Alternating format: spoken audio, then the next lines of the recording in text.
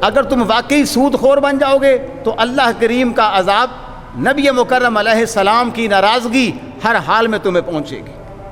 اور یاد رہے قرآن و سنت کے اندر دو ایسے مقامات ہیں جہاں پر اللہ قدوس نے اہل ایمان کو اعلان جنگ فرمایا۔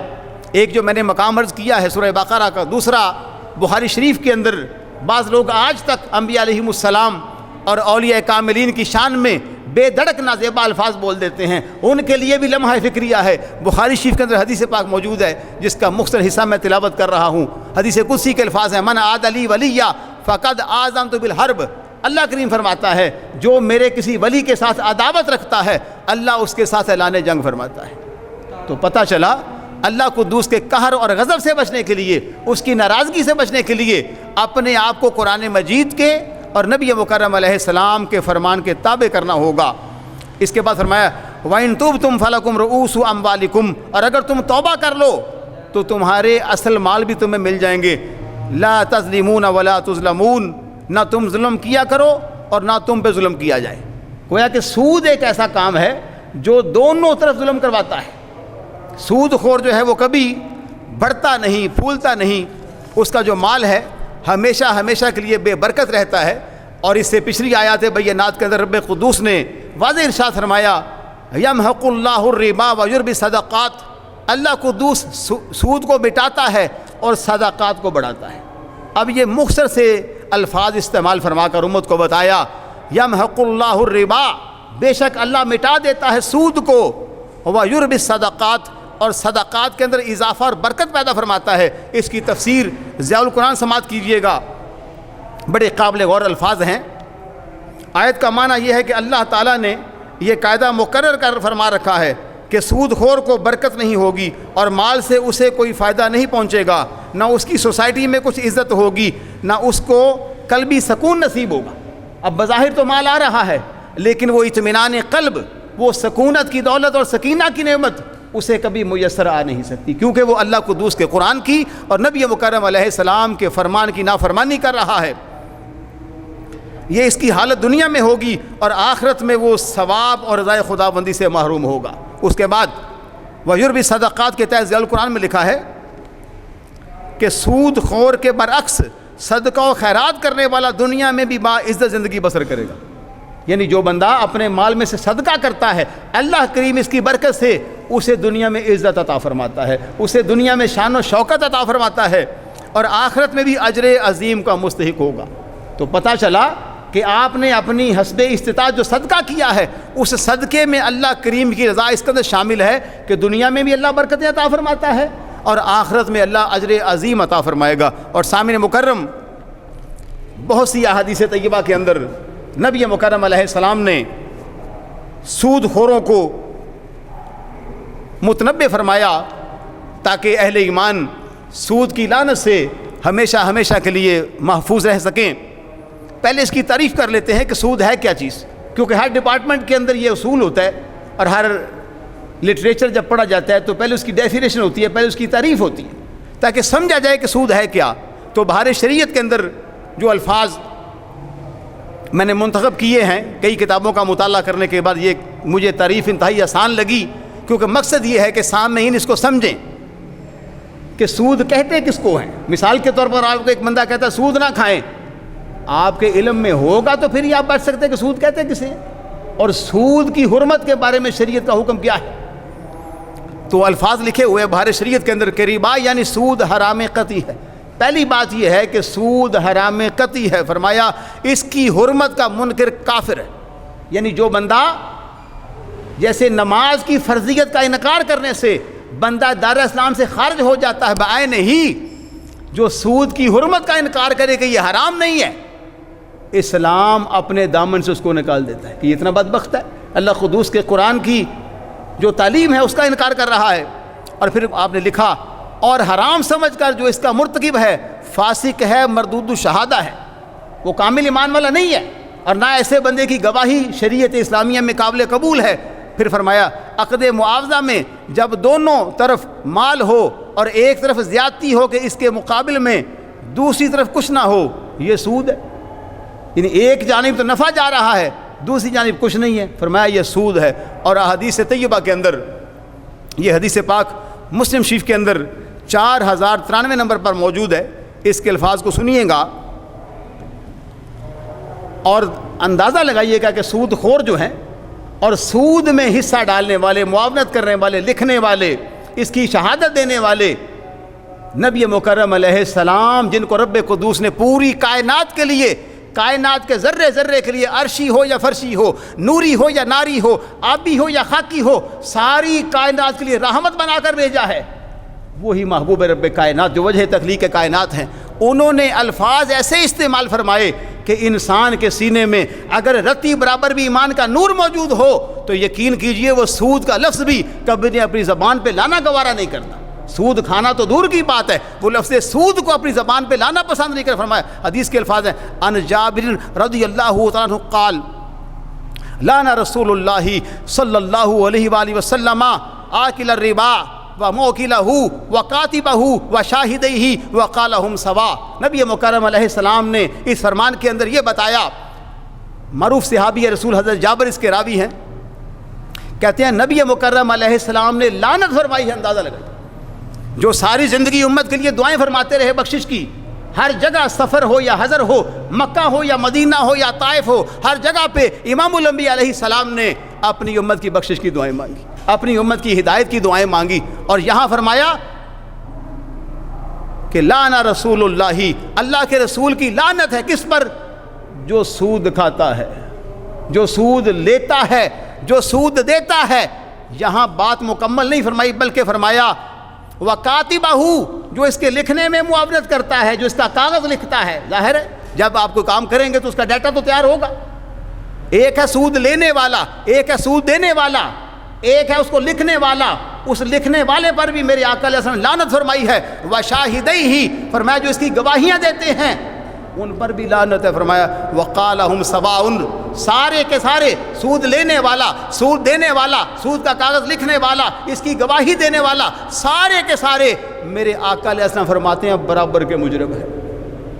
لہذا اہل ایمان نبی مکرم علیہ السلام کے ان الفاظ جس میں لعنت کا ذکر ہے، اس سے بچنے کے لیے اور رب قدوس اور اللہ کے رسول سے کی جنگ سے بچنے کے لیے ہر حال میں سود جیسی نحوست اور لعنت سے پرہیز کرنے کی ضرورت ہے۔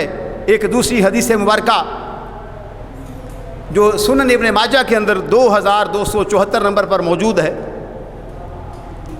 یہ حدیث مبارکہ اگر ایک مسلمان دل کے کان سے سن لے تو زندگی بھر سادگی میں،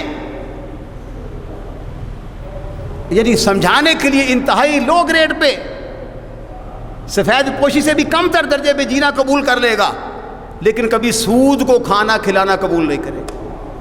اور اللہ کے حبیب علیہ السلام کے ان فرامین پر رشک آتا ہے کہ جنہوں نے ایسے الفاظ مبارک استعمال فرما کر امت کو متنبع کر دیا کہ یہ نہ ہو کہ 4 دن دنیا میں مزے لوٹو، پھر قبر کے اندر، محشر کے اندر ایسی رسوائی ہو کہ خداوند قدوس کا عذاب ہمیشہ ہمیشہ کے لیے تمہارا مقدر بن جائے۔ تو حدیث کے الفاظ ہیں، ان ابی ہریرہ رضی اللہ تعالی عنہ قال قال رسول اللہ صلی اللہ علیہ وآلہ وسلم الربا 70 حوبا ایسرها ان ينكح الرجل امه۔ ترجمہ عرض کر رہا ہوں، ابو ہریرہ کہتے ہیں نبی مکرم علیہ السلام نے فرمایا الربا 70 حوبا، فرمایا سود کے 70 گناہ ہیں۔ اب ان گناہوں میں سے جو ہلکا ترین گناہ تھا اس کو واضح کیا، فرمایا ایسرها ان ينكح الرجل امه، اس میں سب سے جو کم تر ہے وہ ایسے ہے جیسے مسلمان اپنی ماں سے نکاح کرے۔ اور بعض احادیث کی کتابوں میں ایسی عبارات بھی موجود ہیں، ایسے الفاظ بھی موجود ہیں جن کا ترجمہ یہ بنتا ہے کہ اپنی ماں سے ہم بستر ہونا اس سے مراد ہے۔ یعنی اس قدر اس عمل کو اور سود کو کبھی کر کے بتایا گیا کہ کوئی مسلمان جیسے یہ گوارا نہیں کرتا کہ جس ماں نے مجھے اپنے مبارک شکم سے جنا ہے میں اس کے ساتھ نکاح کروں، کیونکہ ماں تو محرم ہوتی ہے، شفقت کا پیکر ہوتی ہے۔ اگر اس کے ساتھ نکاح سے مراد ہو تو کتنا کبھی عمل ہے۔ اگر ان ساری آیات بینات اور احادیث طیبہ کو سننے کے باوجود بھی کوئی بندہ اس شنی فعل سے باز نہیں آتا تو اس کو اپنے گریبان میں جھانکنا چاہیے اور اپنے ایمان کی فکر کرنی چاہیے کہ کہیں ایسا تو نہیں ہے کہ سینے سے ایمان کا نور ہی نکل گیا۔ میرا ضمیر مجھے ملامت کیوں نہیں کرتا؟ اور توجہ چاہوں گا، سراج الامہ، امام الائمہ، امام اعظم ابو حنیفہ رحمہ اللہ، جن کو داتا حجوی رحمہ اللہ نے کشف المجوب شریف کے اندر لکھا امام امامہ و مقتدائے سنیہ، یہ وہ امام ہیں جو اماموں کے بھی امام ہیں، یہ وہ امام ہیں جو روئے زمین کے سنیوں کے مقتدا اور رہنما ہیں۔ آپ ایک جنازہ پڑھنے کے لیے چلے گئے، ہم بھی جاتے ہیں، جنازہ پڑھنے کے لیے گئے تو موسم ایسا تھا کہ بڑی شدید گرمی تھی، دھوپ بہت زیادہ تھی، جیسے چند دن پہلے آپ نے نظارہ کیا دھوپ کا کہ کتنے عروج پر تھی، دھوپ بہت زیادہ تھی۔ آپ دھوپ میں کھڑے رہے، قریب ہی ایک مکان تھا، مکان کے ساتھ اس دیوار کا سایہ تھا جس میں کچھ ٹھنڈک محسوس ہو رہی تھی، جہاں دھوپ نہیں آ رہی تھی۔ لوگوں نے سوچا کہ یہ وقت کا امام ہے، بہت بڑا عالم دین ہے، ہر اعتبار سے قابل رشک اور قابل تعظیم ہے، ان کی خدمت میں گزارش کرتے ہیں کہ دھوپ سے ہٹ جائیے، چھاؤں میں چلے جائیے۔ اور اچھی بات ہے، کیونکہ بڑوں کا احترام بھی کرنا چاہیے۔ وہ ایک حدیث میں آتا ہے من لم یوقر کبیرنا ومن لم یرحم صغیرنا فلیس منا، میرے کریم نبی علیہ السلام فرماتے ہیں جو بڑوں کا احترام نہیں کرتا، جو چھوٹوں پہ شفقت نہیں کرتا، وہ ہم میں سے نہیں ہے۔ بڑوں کا احترام کرنے کا سلیقہ میرے کریم نبی نے ہمیں سکھایا ہے، چھوٹوں پہ شفقت اور نرمی کرنے کا سلیقہ نبی مکرم علیہ السلام نے ہمیں سکھایا ہے، اس کو سمجھنا پڑے گا، اس کی پابندی کرنی پڑے گی۔ تو جب آپ کو کہا کہ آپ کی خدمت میں گزارش کی گئی کہ امام صاحب اس قدر شدت کی دھوپ ہے، آپ جنازہ کے لیے تشریف لائے ہیں، تو آپ اس مکان کی جو دیوار ہے اس کی چھاؤں میں چلے جائیے، تو آپ نے فرمایا نہیں۔ کیوں؟ فرمایا یہ مکان والا میرا مقروض ہے اور میں اس کی دیوار کی چھاؤں میں جا کر اپنے مقروض کے مال سے نفع نہیں اٹھانا چاہتا۔ توجہ، یہ تھے اللہ والے، جو بڑے لوگ تھے، جو ہر وقت اپنے تقویٰ کے نور کی حفاظت کرتے تھے، اللہ قدوس کے فرمان کو، نبی مکرم علیہ السلام کی حدیث کو ہر وقت سامنے رکھتے تھے۔ اندازہ لگائیے کہ تپتی ہوئی دھوپ ہو، ہر انسان سایہ تلاش کرتا ہے، ہر انسان ٹھنڈک تلاش کرتا ہے، لیکن آپ نے فرمایا میں اس بندے کے مکان کی جو دیوار ہے اور دیوار کا جو سایہ اور چھاؤں ہے اس کے نیچے نہیں جاؤں گا، وجہ یہ میرا مقروض ہے، اور میرے نبی علیہ السلام نے فرمایا ہے کل قرض جر نفعا فہو ربا، جو بندہ کسی مقروض کے مال سے نفع اٹھاتا ہے وہی تو سود ہے۔ اس قدر احتیاط کی کہ کہیں چھاؤں میں جانا جو ہے وہ سود نہ بن جائے۔ تو آج لوگ دھڑا دھڑ سود کو پاس کروانے کی کوشش کر رہے ہیں، اور ساری امت کو معاذ اللہ یہودی لابی کے تحت۔ مشرکین مکہ کیا کرتے تھے؟ عرب کا تمدن اور تہذیب کیا تھی؟ یہی تھی کہ سود کا رواج عام تھا، بیٹیوں کو دفنایا جاتا تھا۔ میرے نبی علیہ السلام کی ولادت باسعادت کمال کی ہوئی کہ جو بیٹیاں دفنائی جاتی تھی بعد میں انہی بیٹیوں نے بخشانا شروع کر دیا۔ وہی سود جو لوگوں کے لیے لعنت تھا، فرمایا یہ جائز نہیں۔ اللہ کریم نے بیع کو حلال فرمایا ہے۔ اللہ کو راضی کرنا ہے تو تجارت کرو، رزق حلال کماؤ، اللہ قدوس تمہیں اپنی رضا عطا فرمائے گا۔ اور سامنے مکرم ایک حدیث پاک کے اندر نبی مکرم علیہ السلام فرماتے ہیں، مفہوم عرض کر رہا ہوں، فرماتے ہیں شب معراج میں ایک ایسی قوم سے گزرا جن کے پیٹ کمروں کی طرح بڑے ہوئے تھے۔ اب انسان کا پیٹ میکسیمم کتنا ہو سکتا ہے؟ ایک کمرے جتنا بڑھ جائے تو حیرت اور تعجب کی بات ہے۔ پھر شب معراج لوگ کہتے ہیں حضور دیوار کے پیچھے دیکھتے نہیں ہیں، اللہ انہیں ہدایت عطا فرمائے۔ شب معراج رب کریم نے نبی مکرم علیہ السلام نے پوری کائنات کی نشانیوں کا، حتیٰ کہ اپنی ذات مبارکہ کا بھی مشاہدہ عطا فرما دیا۔ تو توجہ چاہوں گا، فرمایا ان کے پیٹ کمروں کی طرح بڑے ہوئے تھے اور ان کے پیٹوں کے اندر سانپ باہر سے دکھائی دے رہے تھے۔ جب میں نے دو باتوں کو دیکھا کہ پیٹ کمرے جتنا بڑا ہوا ہے اور اندر سانپ ہیں، تو جبریل سے کہا ہے جبریل یہ تو بتاؤ نا کہ یہ کون لوگ ہیں جن کی شکلیں بدل گئی ہیں، جن کے حلیے بدل گئے ہیں، جو بظاہر انسان لگتے نہیں ہیں، جن کے پیٹوں کے اندر رب نے سانپ پیدا کر دیے ہیں۔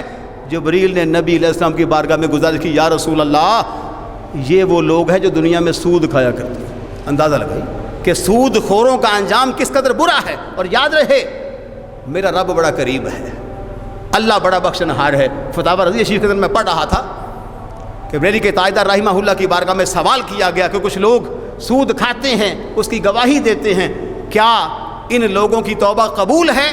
تو آپ نے فرمایا بے شک اگر سود خور اللہ قدوس کی بارگاہ میں سچی توبہ کر لے تو اللہ تعالیٰ اس کی توبہ کو قبول فرما لے گا۔ اور ساتھ حدیث مبارکہ کو بطور دلیل لکھا، وہ جو سنن ابن ماجہ کے اندر نبی مکرم علیہ السلام کا فرمان موجود ہے کہ التائب من الذنب کمن لا ذنب لہ، یہ بھی حضور کا کرم ہے. فرمایا جب گناہ گار گناہوں سے توبہ کرتا ہے تو اللہ کریم اسے ایسا پاک فرما دیتا ہے جیسے اس نے کبھی گناہ کیا ہی نہیں. لیکن توبہ کے لیے چند شرائط ذہن میں رکھنی چاہیے. جب کوئی مسلمان توبہ کا ارادہ کرے تو سب سے پہلے جو فرائض روزے کی صورت میں، نماز کی صورت میں، زکوٰۃ کی صورت میں اس نے ادا نہیں کیے، ان کی ادائیگی اس پہ کرنا لازم ہے. اور حقوق العباد میں سے مسجد میں بیٹھ کر، گھر میں بیٹھ کر استغفر اللہ کی تسبیح کر رہا ہے لیکن بیٹیوں کو حق نہیں دے رہا، بہنوں کو حق نہیں دے رہا، دوستوں کا حق کھا رہا ہے، ایسے بندے کی توبہ قبول نہیں. توبہ تب قبول ہوگی جب حقوق العباد پر بھی عمل کرے گا اور پھر اللہ کی رضا کے لیے توبہ کرے گا. تو اس لیے سامعین مکرم، آج چونکہ ہم سود کی مذمت پر بات کر رہے تھے اور میں نے کوشش کی ہے کہ تھوڑے سے وقت میں قرآن و سنت کے دامن کو تھام کر آپ کی خدمت میں یہ گزارش کروں کہ میں اور آپ اور اپنے متعلقین ہم سب لوگوں کو یہ اویئرنیس ہو جائے کہ اللہ تعالیٰ نے سود کے بارے میں آیات بینات کے اندر، قرآن مجید کے اندر، اور نبی مکرم علیہ السلام نے احادیث طیبہ کے اندر کیسے الفاظ ارشاد فرمائے ہیں کہ جن کو سن کر انسان کا دل لرز جاتا ہے. جو مسلمان ہے وہ متوکل ہوتا ہے. اب دیکھیے کہ جب قرآن مجید کا آغاز ہوا تو پہلی آیت مبارکہ میں اللہ کریم نے جو اپنا تعارف کروایا، جو انٹروڈکشن کروایا، وہ کیا ہے؟ الحمدللہ رب العالمین. تمام تعریفیں اللہ کے لیے جو تمام جہانوں کا پالنے والا ہے. اگر پہلی آیت پہ ہم ڈٹ جائیں کہ پالنے والی تو اللہ کی ذات ہے، شکم مادر کے اندر بظاہر راستہ کوئی نہیں ہے لیکن چھوٹے سے زائگوٹ سے اللہ تعالیٰ پورا ان بچہ پیدا کر دیتا ہے. اور کتنی مخلوقات ہیں روئے زمین کے اندر، سمندر کے اندر، عرشی فرشی، کتنی مخلوقات ہیں. اللہ سب کو رزق عطا فرما رہا ہے. اور اگر آج ہم بھی بھروسہ کریں اللہ کریم پر تو یقین کریں رزق حلال میں اللہ کریم ایسی برکات پیدا فرمائے گا کہ نہ سود کی لعنت حاصل کرنے کی ضرورت، نہ حرام میں جانے کی ضرورت رہے گی. اللہ قدوس کی بارگاہ میں دعا کرتے ہیں کہ مالک الملک مجھ کو اور آپ کو نبی مکرم علیہ السلام کے نقش قدم پر چلنے کی توفیق عطا فرمائے. وآخر دعوایا الحمدللہ رب العالمین.